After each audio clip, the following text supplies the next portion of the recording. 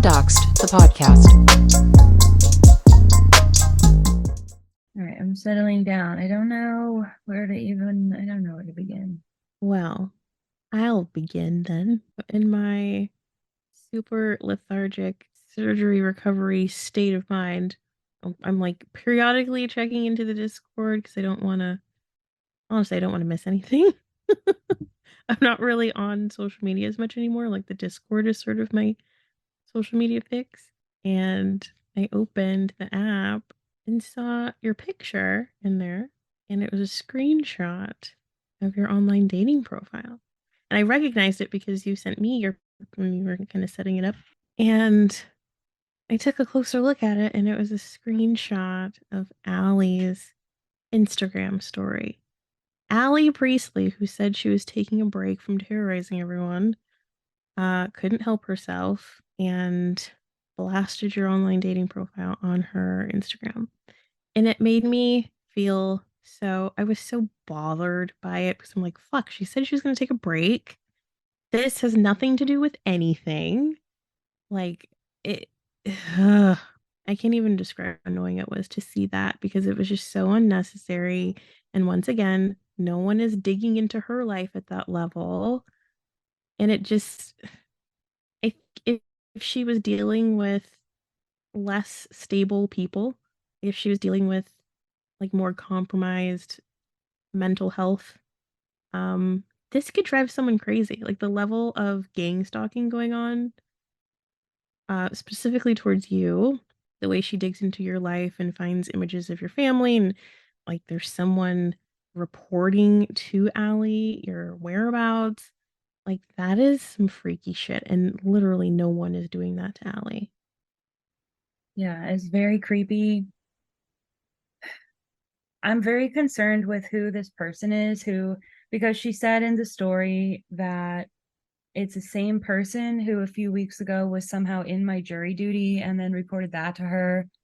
And the other thing that she said in her story today, I don't think you watched it, I just did like a few minutes before we hopped on, was that she then like researched my history of my house being purchased. And I will say, like, fortunately, she got a couple of key things wrong about what she's trying to make fun of me about. And unfortunately, I can't even clarify which things because it's like a measure of safety and protection that she isn't fully aware of my situation, my living situation, my money situation.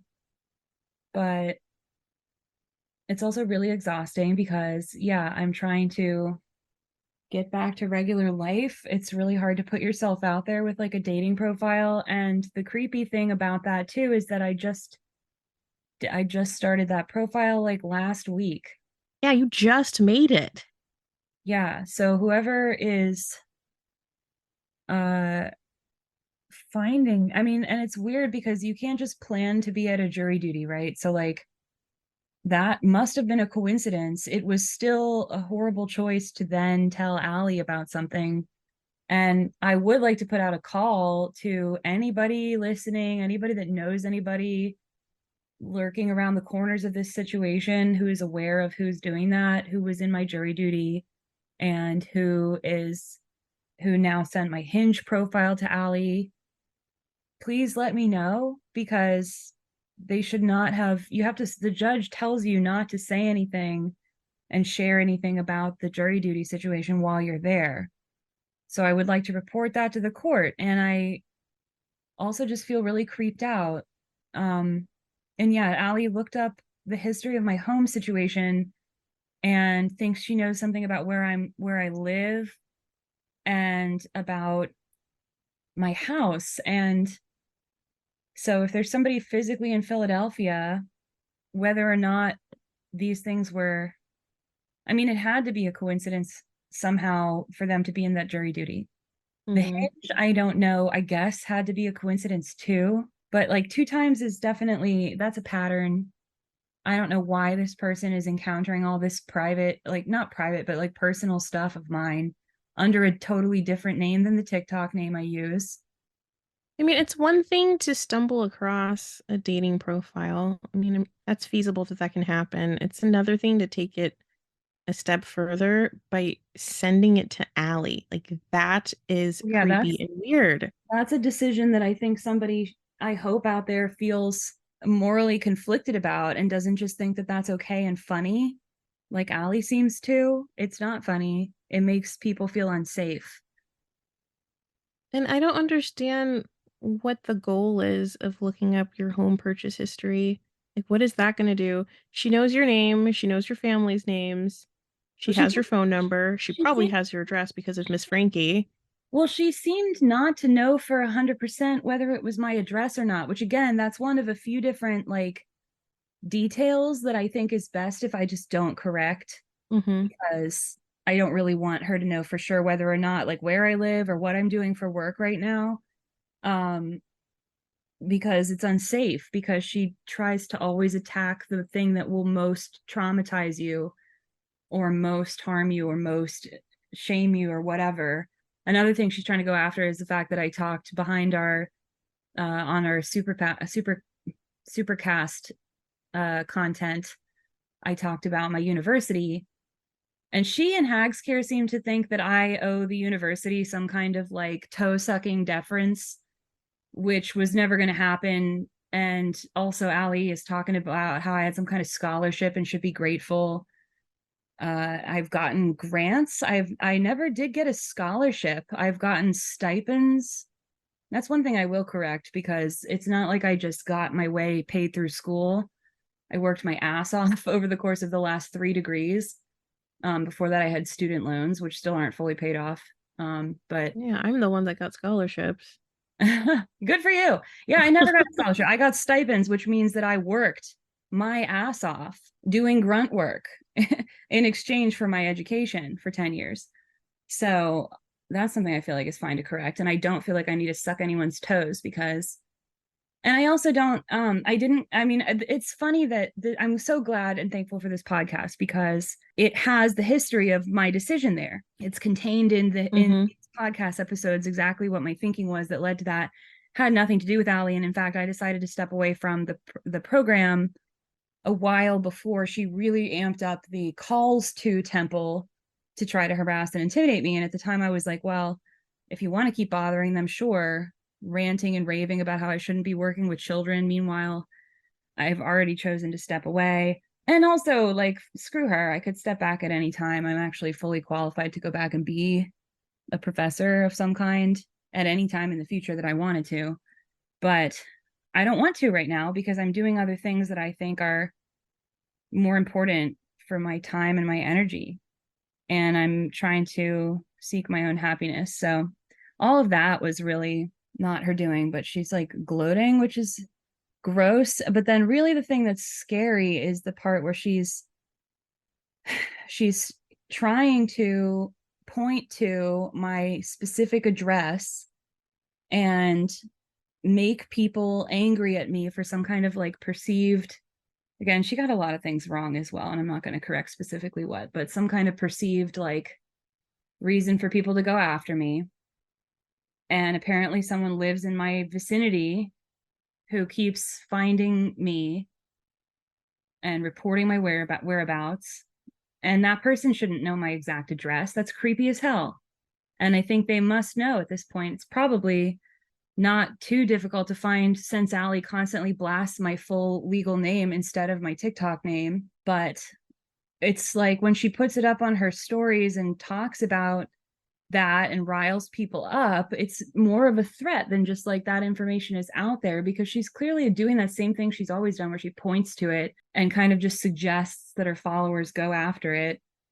And like, what are you going to do? You're going to come to my house? What more do we need to do here? What have I even done to Allie? Like, where does this stop? I think she wants us dead, because there we could have just let it lie. And I don't even, and she must be, it must be like a compulsion, because she was like, I held on to this for so long, this Hinge page. I made it this within 7 days of this recording.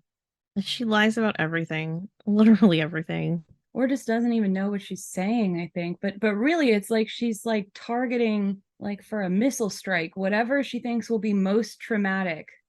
And it's like a saving grace that she's not very smart and doesn't always understand what will cut the deepest. I But don't understand what the big gotcha moment. Like, let's say you did make your dating profile a while ago. So what if she was sitting on, like, what is it? well, I she don't was laughing about understand. the fact that I quit my PhD program, which, like, fine, laugh.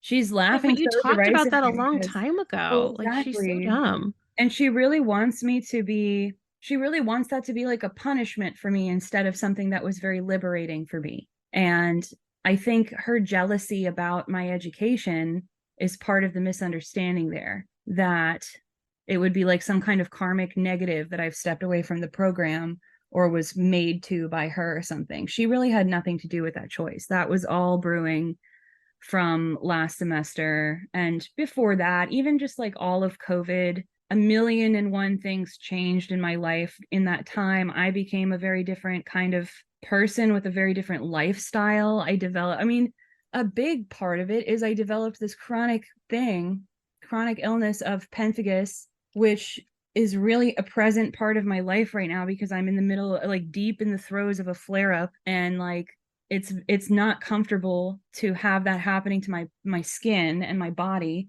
And when we went home for COVID and then we started to come back, I realized that that wasn't something I could do anymore, because not only is this instigated by stress, but it makes it physically hard to go out of my house very often.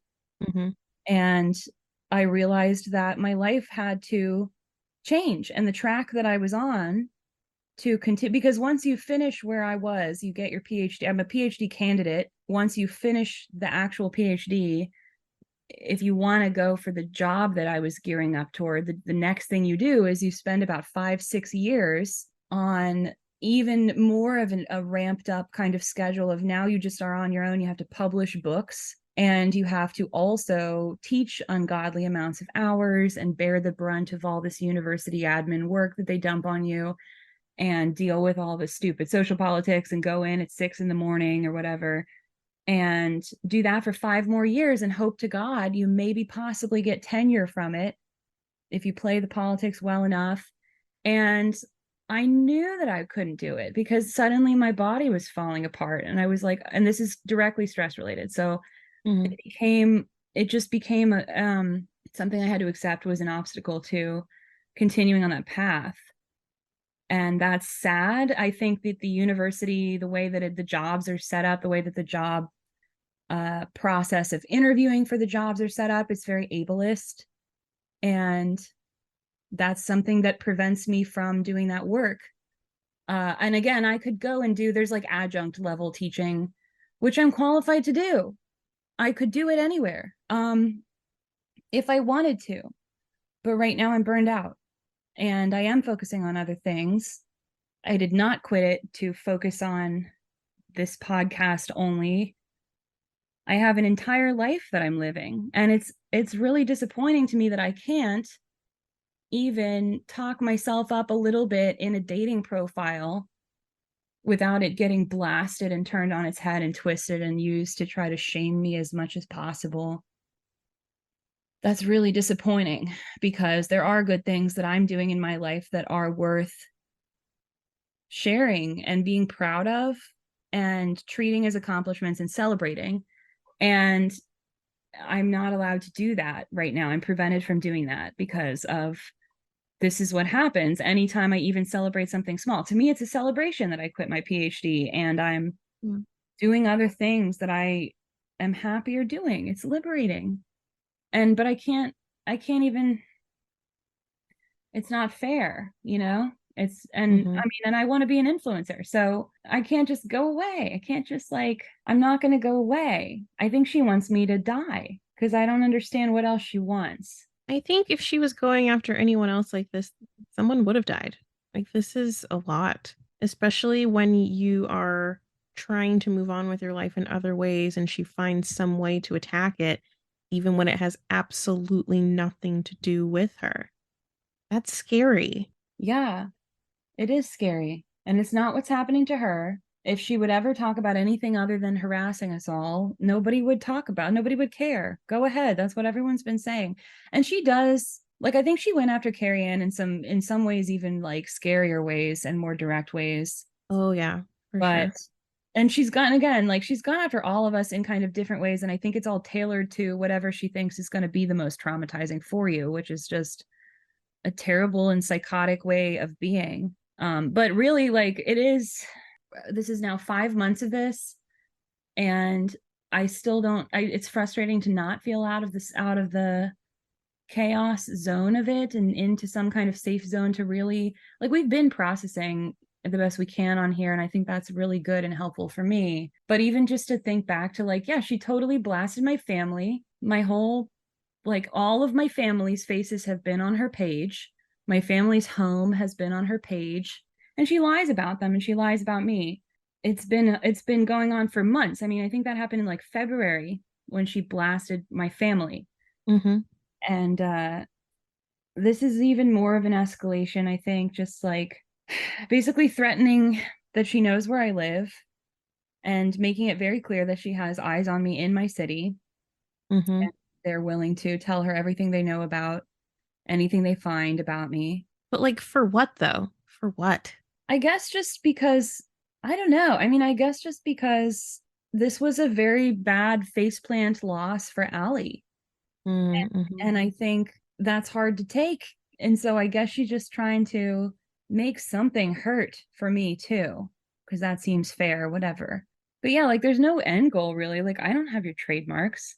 And like there's nothing you can get me to back down from. Or I mean, and she also talks about how she seems to be under the impression that Doxxed is done and has stopped posting. And she's like, No. right about now, you're probably regretting that you teamed up with Roxy, who's probably getting tired of the podcast. And I'm like, we just What? literally recorded like at least another month and a half of these episodes. Like we have Where so does she little. get this from? Like she's such a Yeah. fucking wackadoo. Yeah, I know she's talking to Hags care because that was just mentioned. Oh, and that's the other thing. She kept threatening. She was like, I know you said that you're going to do a civil case if I release your paid content, but just try me. I'm going to do it. And it's like, okay. So Hags care is obviously given a story to Allie. And yeah, I mean, I have no problem exploring legal options still if that. Yeah, the same Hags here, the same Caitlin that's like besties with. How weird is that, Allie? That you have a mutual friend with someone that you're so scared of and hate so much. Weird of you, Oh yeah, if we're pulling dummy. that out, that is something I would think it would be very funny if it got back to Allie, because it's pretty wild that Hagskir is her main person telling her stories and seems to be best friends with with her former client. Yep. Like, what an idiot. That's a little bit of an egg on your face, Allie. And that's like a known thing. Yeah, and I guess we're at that point of just like, Hagskir, if you want to keep involving yourself, if you want to keep attacking people, we're looking at you too, babe. Seriously. No one here is slick. No one. No one is slick. But yeah, especially, I mean, really, like if somebody knows who is reporting on me, whistleblow that shit. Whistleblow it. Let me know. We have voicemail. You can leave like an anonymous tip or like a voice message on the website. Mm-hmm. I want to know because I don't feel safe. And it's not a two-way street. It has not escalated on Allie's tour in the direction of Allie like that whatsoever. Nobody is blasting her address. Nobody is laughing about how we have eyes on her No in one's reaching out to Colorado. her family. No one's having conversations with her exes or her siblings or her parents. If she had a job, no one would be reaching out there. If she had any accomplishments, no one would be attacking them right now. Yeah, she's so gleeful that I don't. I mean, it's funny because she has, again, like I shouldn't even give too much away, but it's hard to bite your tongue because it's like you have no idea the accomplishments that I have. Like, she thinks I shouldn't be working with people. Whoops, I have private students. Like, Mm-hmm. whoops, you have no idea what my life is like day to day. You decided to not move forward with your PhD. Whoops, you have two fucking master's degrees. I have Like, 2 master's degrees and I'm fully qualified to adjunct. And even I could honestly, it's a weird game with tenure, but there's nothing preventing me from being a professor of music composition. I have 2 degrees in it and one in music theory. And there's nothing that prevents me from doing that job except for that I'm burned out and that I have a chronic illness now that changes things for me. And that's fine because now I'm realizing to re-gear some things in my life to be more the way that I want to live my life. I'm trying to live a softer life. I'm trying to accommodate myself, and I'm doing a pretty damn good job making the life that works for me that I'm happy with. Mm-hmm. So I don't know. I mean, I don't really have to defend that in particular, I guess, with the PhD thing, but it's just like the derisive laughter. And I know that it's coming from a jealousy because Mm-hmm. Allie could never dream to become a PhD candidate. Could never dream. Allie could never dream to be a successful entrepreneur, which is why she attacks me for being a scammer all the time. And she attacks me for being, well, and I do run an Airbnb, and she attacks me for that as well, which is also entrepreneurial. Yeah. I started a You're business. literally sustaining yourself in like one of the coolest ways possible. Thank you. I mean, I understand that it's and I think a lot about gentrification, and I think a lot about what I was dealt and the privileges that I have. I'm aware of them. And I'm not going to sit here and like tally off the things that I do to counterbalance or the things that I don't do. But Allie has no idea what my life is. Allie has no idea what my life is. So, and I'm just, and yeah, it's like at this point, it's not funny. It's gross and creepy. It's, it's stupid. And I just don't think, I don't know. Like even watching those stories, she just says nothing for 20 minutes. She babbles, talks about how she's going to come back after her break and be so much better. Then you have to take a break because a week is not a break. Go away. Go get better. I've never seen an improvement in that woman. I don't know what getting better is. It seems like she just mentally declines and calls that a win. I mean, it's not a flex. And she loves that she makes people nervous to post on social media. She loves that she's able to do that to people because she gets some kind of weird kick out of it. Like, I'm sure posting about your Hinge profile, she's probably thinking you're going to take it down or something like that. I've been scared to post about my health stuff. We talked about this a little bit on the next Carrie Anne episode coming up.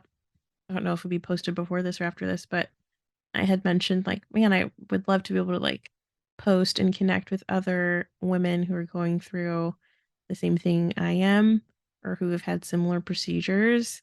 But I'm like, fuck, Allie's probably gonna like turn it into something so nasty and so awful. And she just loves that she can do that. But after I saw in the Discord what she did with you, I posted on my Instagram like, hey, maybe I can like shift the focus and she'll leave Jane alone, and then she can just make fun of me, which will make her look really bad.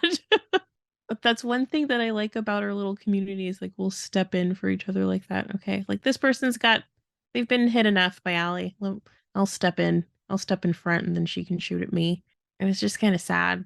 Like it's heartwarming that we think of each other in that way, but then it's sad that we even have to think of each other in that way. Yeah, you're right. I appreciate that about you and all of everybody. Everybody that knows you know who you are, the real ones. Mm-hmm.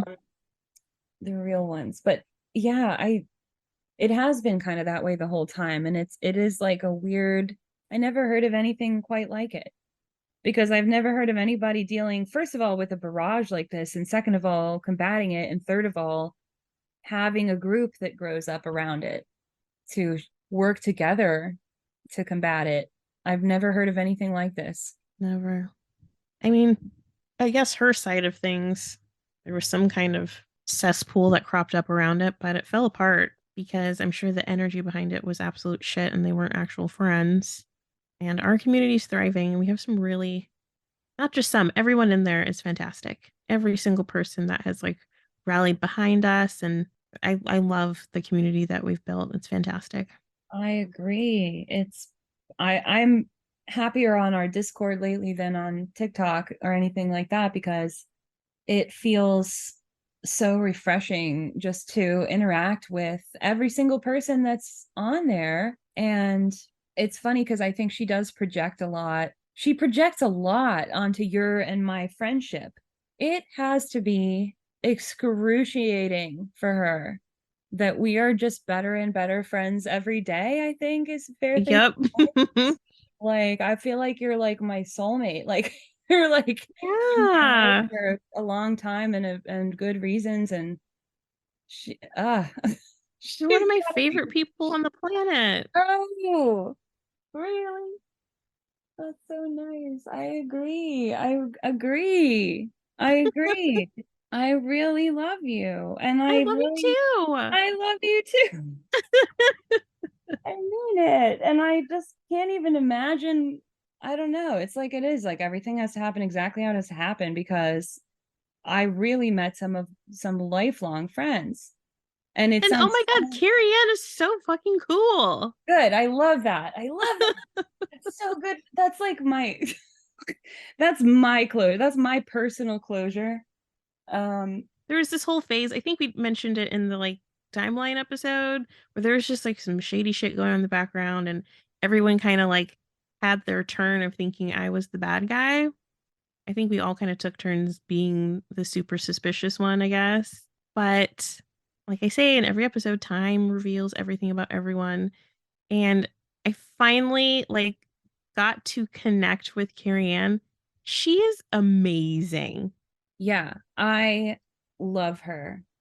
I I don't want to just like blow smoke up her skirt either. I just think like what a cool example of a person who made the life that they wanted out of a lot of people trying to bring them down.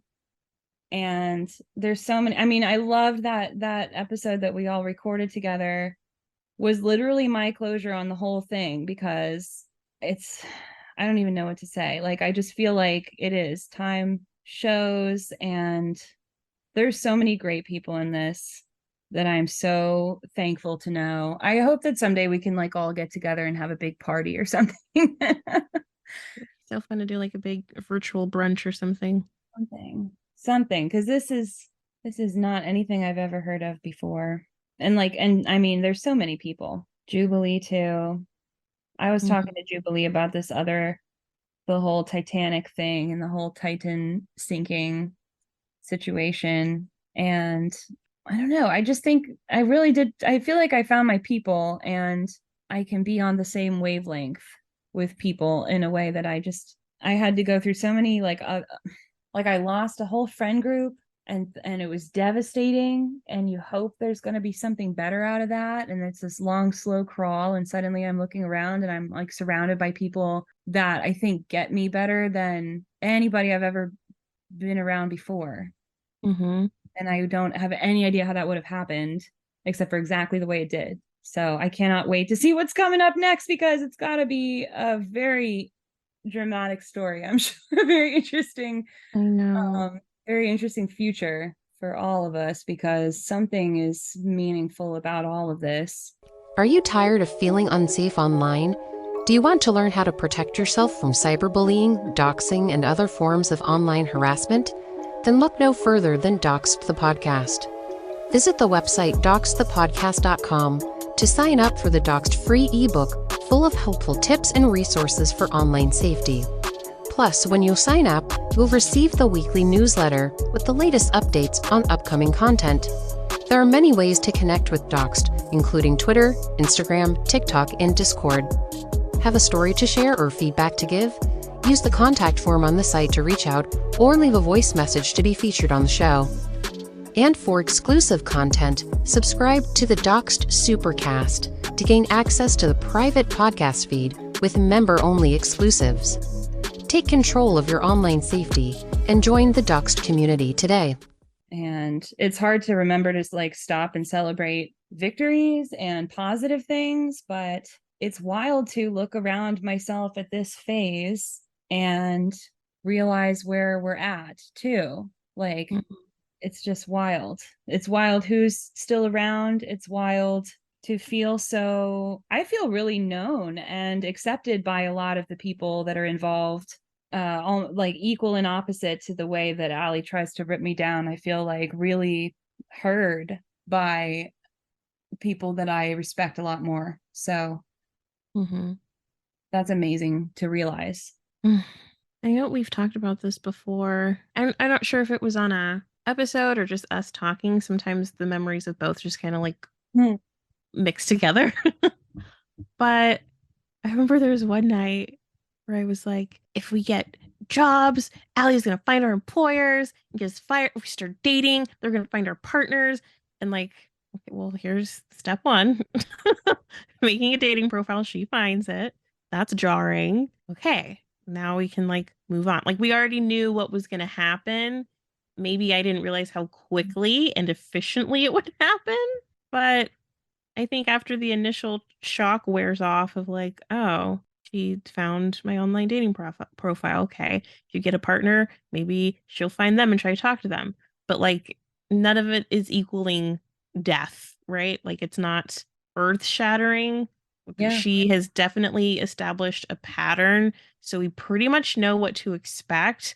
And I think continuing on to move on with our lives and live our best lives while she's in this absolute utter turmoil trying to ruin us. Like, and that's all we can do is just continue to move on. She is where she wants to be, miserable. She is where she wants to be, trolling and stalking and making content out of us and trying to make fun of us to the 3 people that are listening to her. Meanwhile, we get to move on. We get to do projects together. We get to build a community. We get to make online dating profiles. We get to meet people and date and whatever. And she can wallow around in the dirt still. That's fine. Yeah. She was also saying that we can't make content without her because everything got quiet around the subject of her in the week that she's been gone. Yeah, that's because we immediately all put it down as soon as she stops. We also post once a week, so yeah, we also post. Yeah, she was under this weird impression that the podcast is no longer posting, which I mean, I'm not posting it to TikTok because what's the point? oh yeah, I guess she thinks TikTok is the end all be all of the world instead Right, of TikTok is her life, not mine. yeah. Yeah, We I'm don't bored even of need TikTok to grow. Like our podcast is fine without any social media posting anyway. Yeah, and also I do other content. I just intentionally keep it not something that's connected to anything she would see. And obviously so, because if I did, she would try to tear it down. So it's just ridiculous for her to then be like, that we can't come up with content without her. Like, obviously, we're not trying to share our content with her. Yeah, I mean, I have 2 things going on in my life.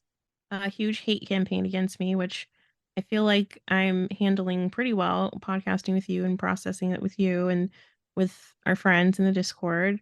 I also have like major health stuff going on that I would love to post about, but I don't need it weaponized against me. Yeah. But I feel like I part of me was worried that if I did start posting about like my endometriosis and my PCOS and all that, that she would say that I'm like scamming or faking it. Um, Now I feel a little more comfortable talking about it because I actually have like surgical photos. Okay. Yeah. I was diagnosed with PCOS in February. I felt like shit in February. And is it Allie's fault? Not necessarily, but being severely bullied in that way causes all kind of inflammation in the body. And I already deal with chronic pelvic pain and have since I was in high school. And stress makes it worse. And this whole situation is stress. Just like you've had a flare up because of this stress, I had a flare up because of this stress, just in a different part of my body. Yeah. And I didn't have a primary care provider. I don't have great insurance, but it was getting so bad that whenever I'd be on my cycle, like I'd have to crawl to the bathroom. Like I couldn't stand upright for weeks. Like my period pain isn't just like day 1 and 2 of my cycle, like it's weeks. It's a week before it starts, it's during the week of, and it's part of the week after. And I have like a handful of days where I'm not in pain and that starts all over again because it's a cycle. And it really, really hit me like a freight train in February. And then I finally got in with a gynecologist. I established care with a primary care provider, found out all kinds of things about my health that I really didn't want to know. But all the stuff linked to my chronic pelvic pain and the ultrasounds they had done, the blood work that I had done, they determined I had PCOS. I figured I've had endometriosis since I was in high school, but I've been to so many doctors and they're just like, oh, painful period, whatever. Periods don't feel good. Get over it. Take an ibuprofen.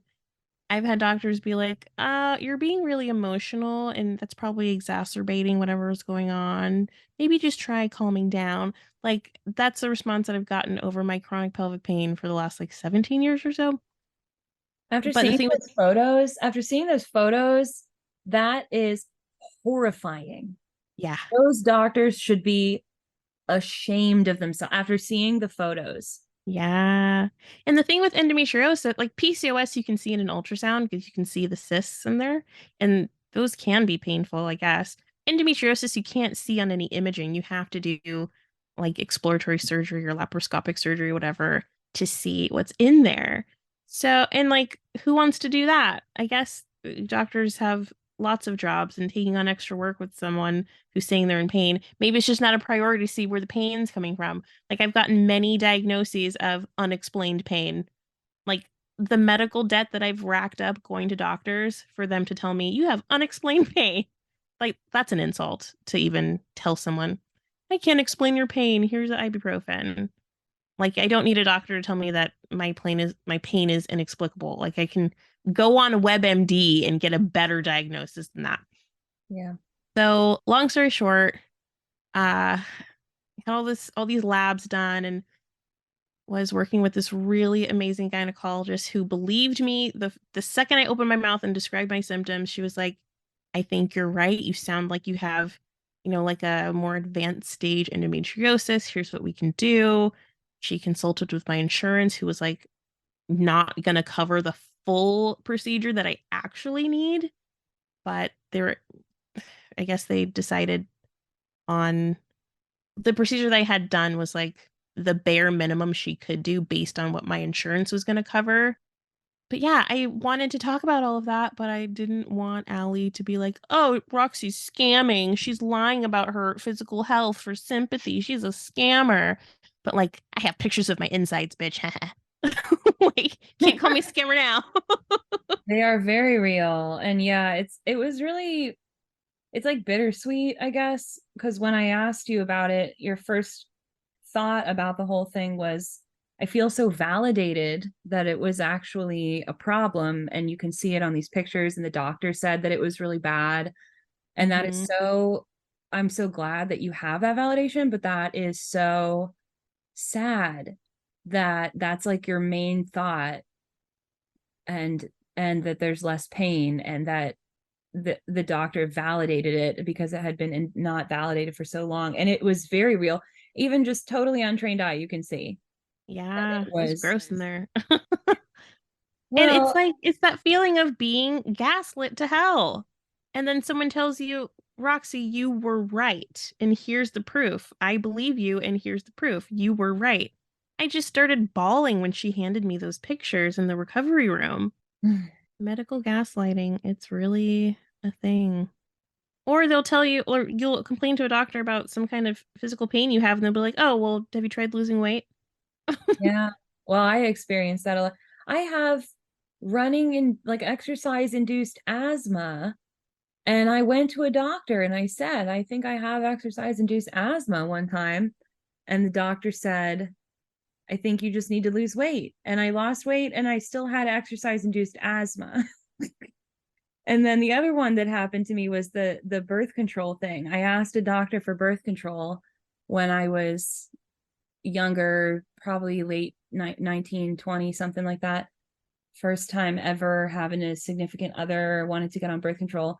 And he said, well, you're having sex yet? And I said, well, no, I'm specifically waiting to be responsible until I get on this birth control. And he said, okay, I think that it's more important and more urgent that you lose weight first, and then we can talk about the birth control. And I walked out of that office like, what just happened to me?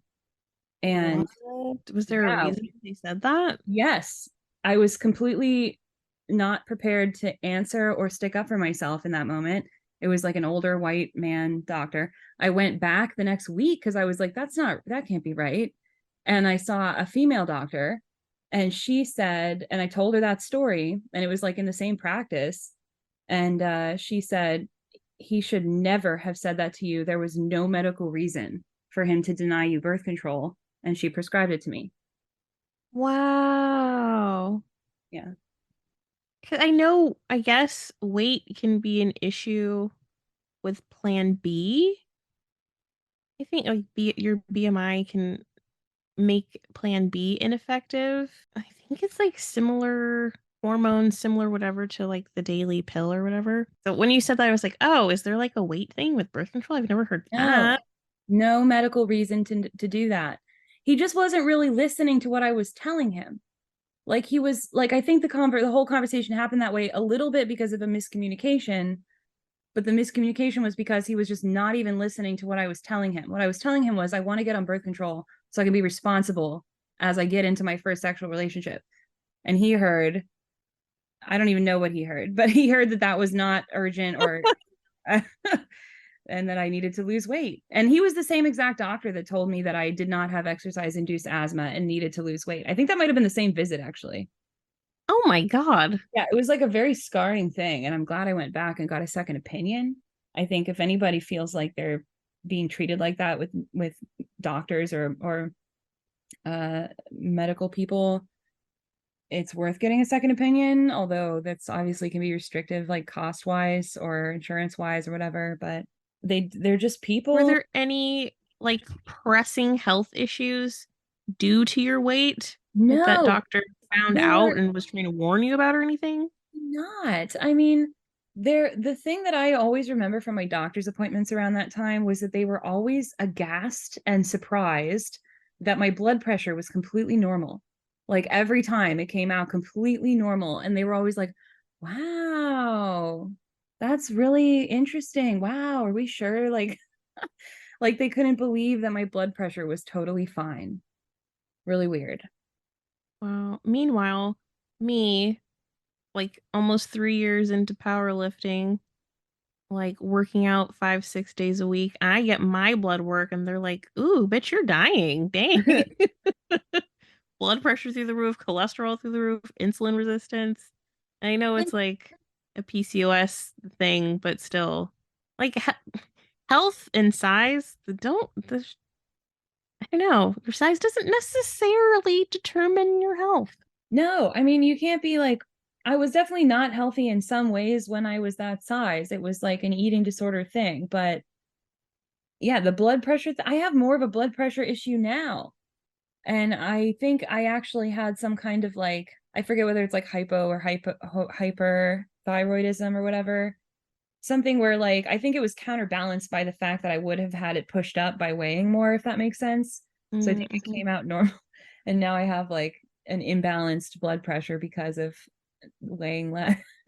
But I mean, yeah, what were you talking about? Body neutrality instead of body positivity.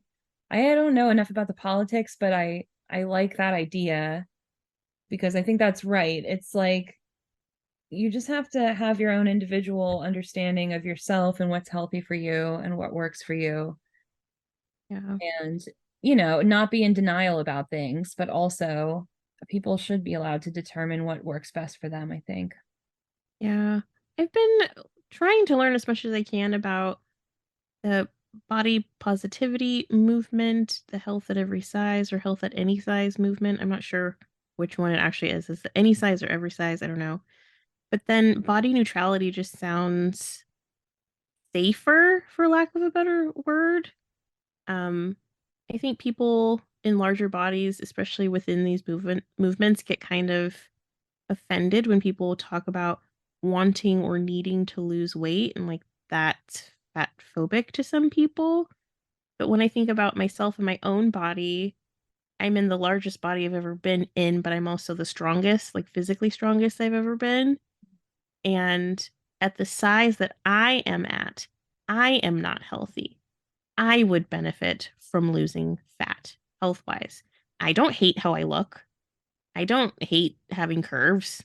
I don't hate being plus size. I think I look fucking great naked.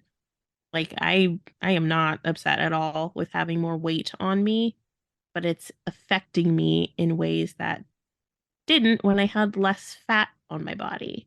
And I do eat a lot because I lift heavy. Like I fuel my body probably more than I need to because I power lift. I lift super heavy. Changing my diet to lose weight to improve my lab results, my blood work, and my lipid panel stuff because I want to live a long time and I want to feel good.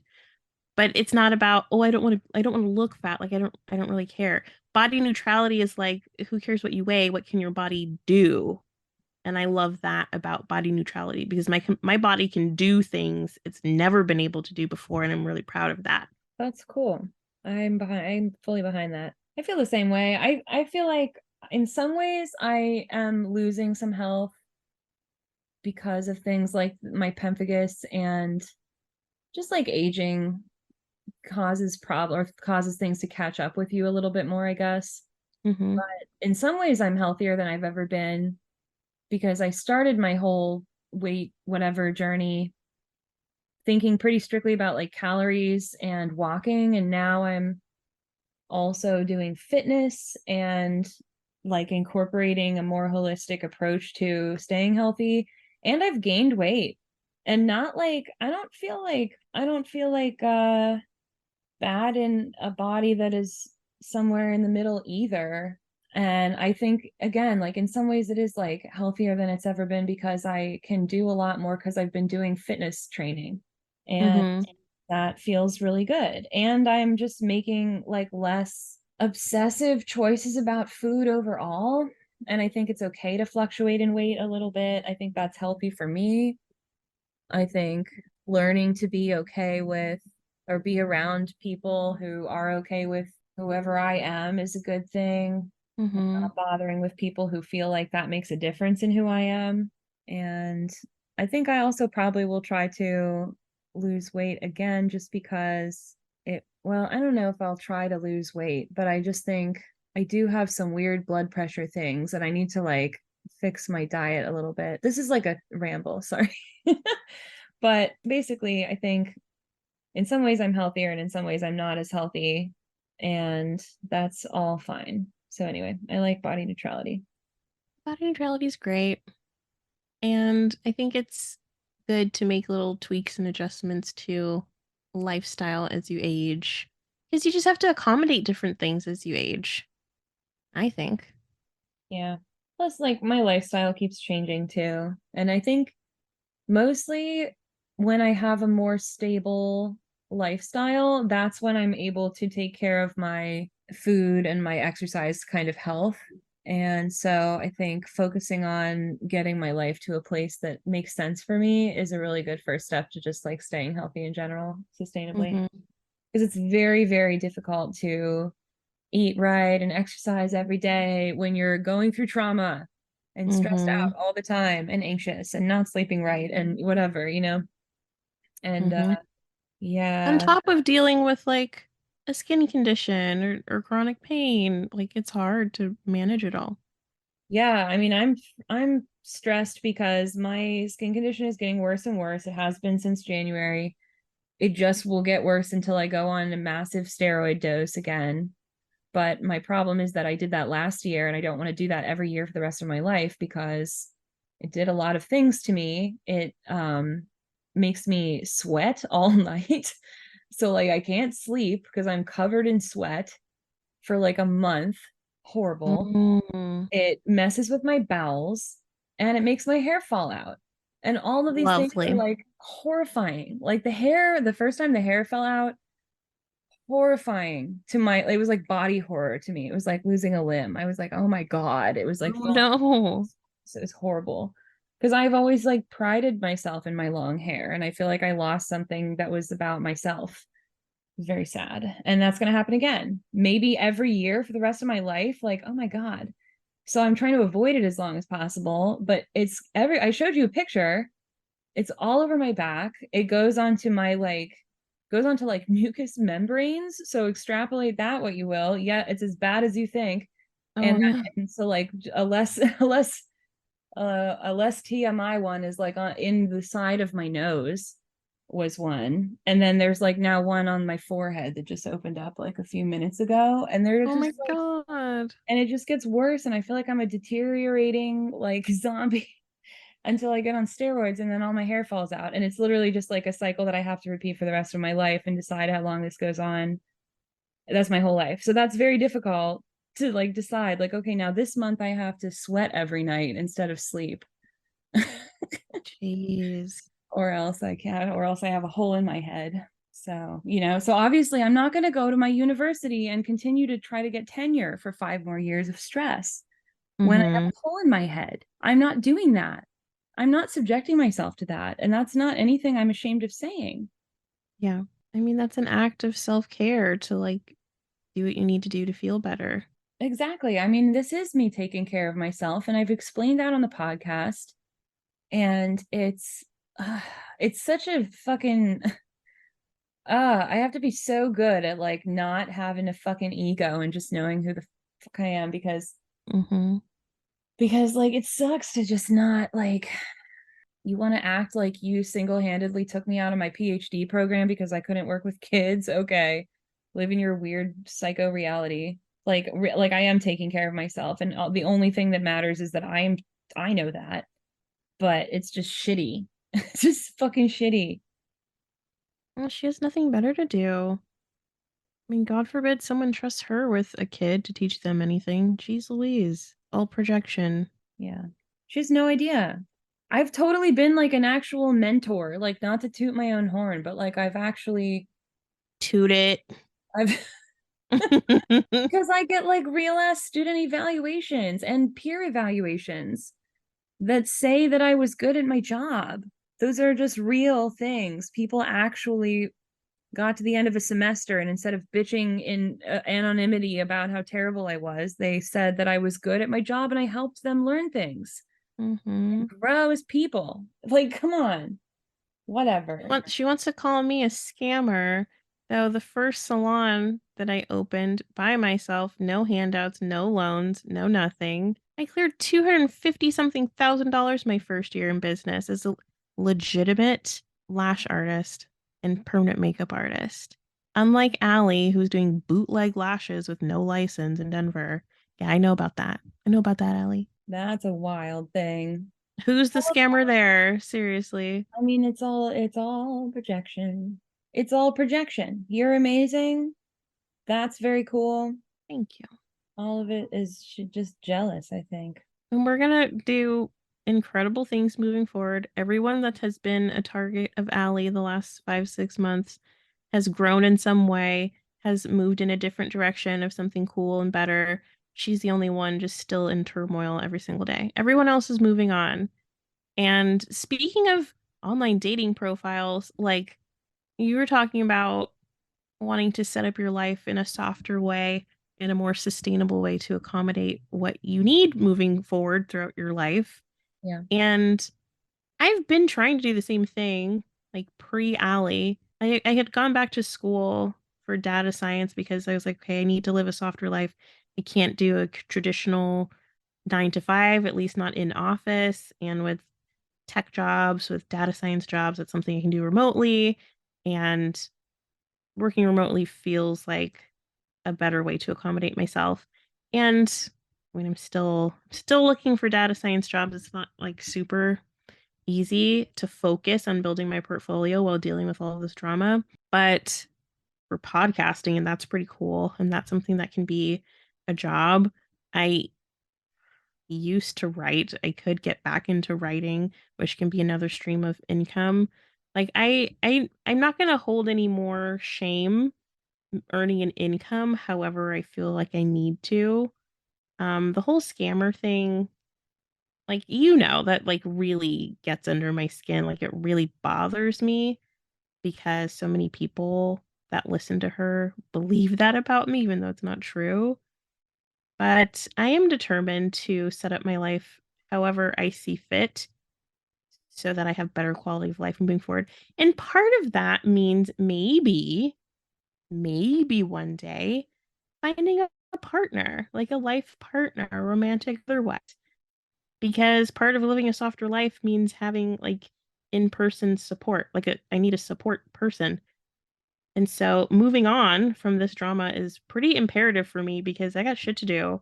I have a life to live and I don't want to do it alone. And I'm not going to be scared to be online on an online dating site. I want to meet people. I want to date, whether I find a romantic partner or a platonic partner. I need a support partner moving forward. So Allie can attack that if she wants to, because we all know she wants the damn same thing. She wants the same thing. Instead of focusing on us and what we're doing, maybe she should make an online dating profile and get her life together. Because that's what I'm going to do. I'm not going to be scared. I'm not going to be scared to date. I'm not going to be scared to put myself out there because I have an online stalker lurking around. Weird energy of her. Weird of her. Yeah. I mean, you're right. I'm not scared, but I feel like I'm disappointed because I feel like nothing is sacred in her quest to take anything that could possibly be traumatic and laugh and jeer and point, flip it off. And I don't know. We don't talk about anything she wants to talk about that's other than just when she is attacking us. So why is my dating profile involved? And literally last week I created it because literally last week, after a whole year of sitting on being single and needing to go through a bunch of crap as a single person, I was like, because I do need, also, speaking of a support person, you do. You do. So it's ableist, Allie, of you to try to mess with my dating profile sphere. Ableist. Confirmed. It's just so dumb because I know she wants the same thing. Yeah. I know she wants love in her life too. So why tear down everyone else's? That's the projection because she thinks that's what's going to hurt the most because that's what would hurt her the most. Yeah. Yeah. I'm just waiting for someone to screenshot my Instagram and send it to her so she can make fun of my missing ovary. Look like a complete asshole. She would make she will. She would make fun of your ovary. She would. My poor little ovary. Fun of it. Mean. The little ovary that could and didn't. The little ovary that could not. The large ovary that could not. So much for her summer break. I know. It was literally a week. Thank you for listening. Find additional content at doxxedthepodcast.com.